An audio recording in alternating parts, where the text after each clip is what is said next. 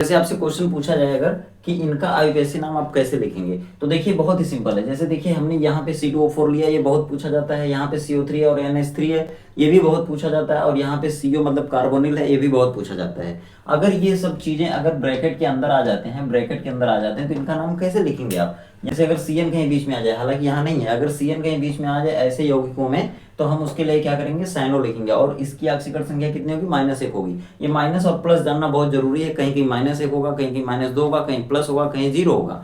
ये बहुत ही इंपॉर्टेंट है, ये जानना बहुत जरूरी है, क्योंकि अगर ये आप नहीं जानेंगे तो इनमें इसका ऑक्सीकरण संख्या नहीं निकाल पाएंगे। आप देख रहे होंगे इस पूरे यौगिक में एक चीज, एक तत्व कोई ऐसा होगा जो अकेला होगा। यहाँ पर उसे क्या कहते हैं, केंद्रीय धातु आयन, यानी कि वहां पे कोई धातु होगी, डी ब्लॉक का तत्व होगा कोई, और इसकी जब तक ऑक्सीकरण संख्या आप नहीं निकालेंगे तब तक आप आईयूपीएसी नाम नहीं लिख सकते। ठीक है, जैसे देखिए अगर इसमें C2O4 आ गया, यहाँ पर ब्रैकेट के अंदर आ गया, तो C2O4 को क्या कहेंगे, ऑक्सलेट कहेंगे।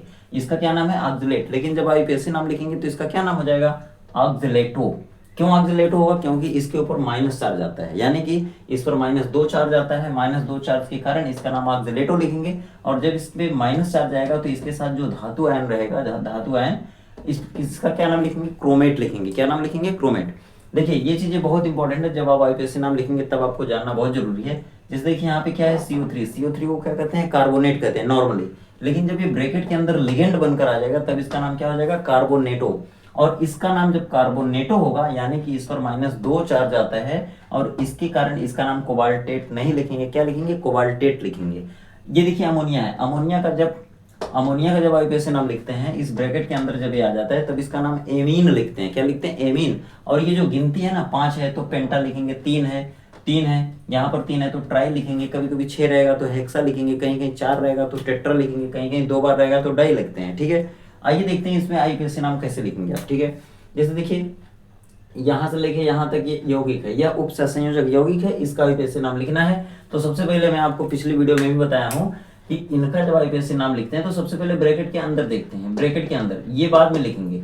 पहले इसका नाम लिखिए, मतलब ब्रैकेट को देखिए, ब्रैकेट के अंदर जो है उनका नाम लिखिए। और ब्रैकेट के अंदर 2 चीजें होता है, एक लिगेंड होता है और ये धातु आयन होता है। ठीक है, तो ये लिगेंड देखेंगे। लिगेंड कौन होता है, जो कई बार होता है, मतलब यह तो अकेला रहेगा हमेशा, धातु आयन कितना रहता है, अकेले रहता है। और इसके साथ ये जो लिगेंड रहता है ये क्या रहता है, मतलब 2 या 2 से अधिक रहता है। ठीक है, तो ये कितनी बार है उसका नंबर पहले लिखेंगे, मतलब ट्राई, 3 बार है तो ट्राई लिखेंगे। क्या लिखेंगे, ट्राई। और ये कौन है, ट्राई मतलब 3 बार, कौन है 3 बार, C2O4 मतलब ऑक्सलेट है, और इसके ऊपर माइनस चार्ज आता है, इसलिए इसका क्या नाम लिखेंगे, ऑक्सलेटो। क्या लिखेंगे, ऑक्सलेटो या ऑक्सलेटो या ऑक्सलेटो। ठीक है, ऑक्सलेटो कहीं कहीं मिल जाएगा आपको, कहीं कहीं ऑक्सलेटो, ट्राई ऑक्सलेटो। अब ये हो गया, अब ये बच रहा है, इसका नाम लिखेंगे। क्या नाम है इसका, हो जाएगा क्रोमियम या क्रोमेट। क्रोमियम होगा या क्रोमेट होगा। क्रोमेट कब होगा, जब इसके ऊपर माइनस चार्ज आएगा। क्रोमियम कब होगा, जब इसके ऊपर 0 चार्ज आएगा। ठीक है, तो इसका नाम हो जाएगा क्या, क्रोमेट।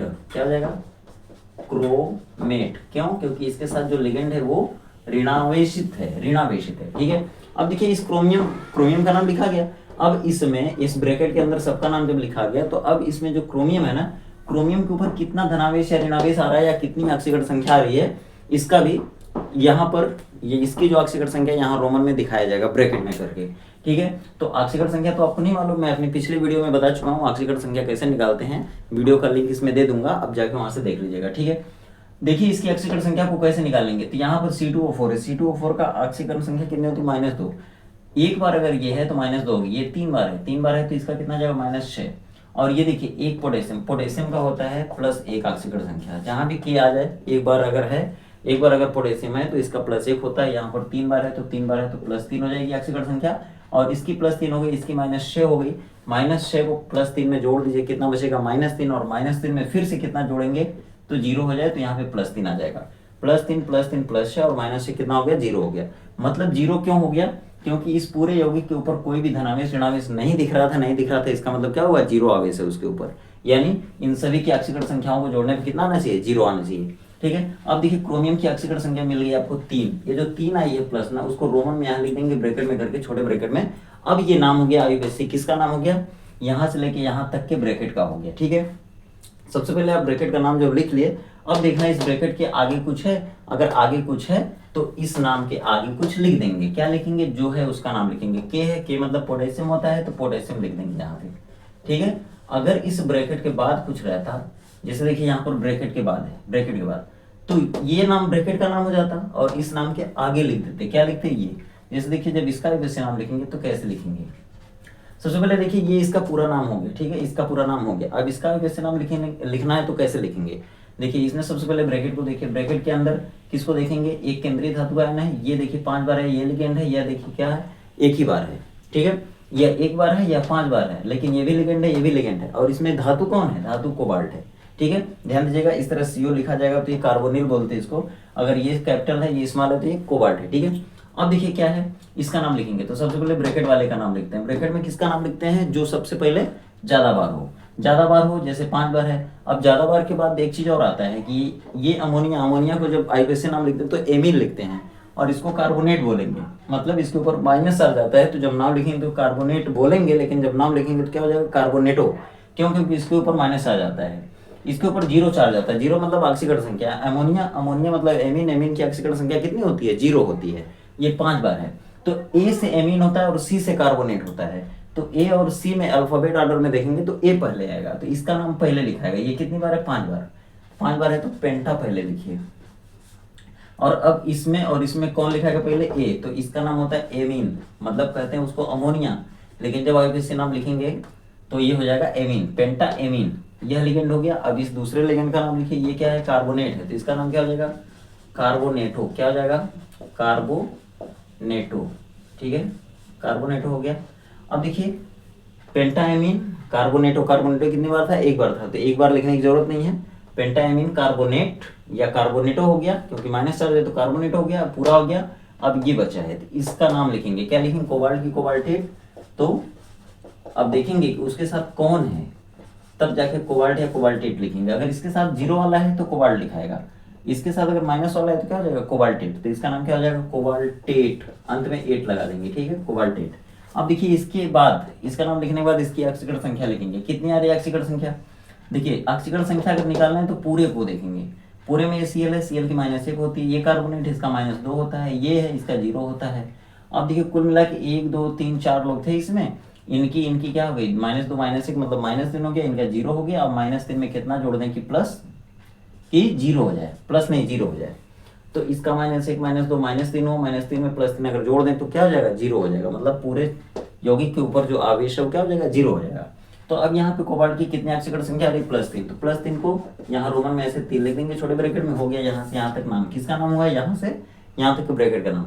अब इस ब्रैकेट का नाम हो गया। अब बाद में कौन है, क्लोरीन है, तो क्लोरीन कहीं जुड़ जाता है उसको क्या लिखते हैं, क्लोराइड, क्या लिखेंगे, क्लोराइड। तो ये पूरा नाम हो गया, इसके बाद लिख देंगे क्या, क्लोराइड।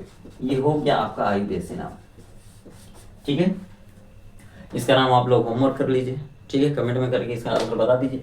ऐसे इसको क्या कहेंगे, देखिए डेका कार्बोनिल, क्या कहते हैं, डेका, डेका मतलब होता है 10 कार्बोनिल, ठीक है, डेका कार्बोनिल। पेपर में देखिए एक ठो कोई रहेगा कार्बोनिल वाला, ठीक है, जैसे कहीं कहीं ऐसे भी होता है FeCO5, ठीक है, ऐसे भी दे दिया NiCO4, ठीक है, जैसे ये अगर दे दिया, ये दे दिया, इनमें से कोई एक कार्बोनिल वाला कोई एक पूछता है, ठीक है, तो इनका भी तैयार कर लीजिएगा आप, ठीक है, पेपर में पूछा जाता है।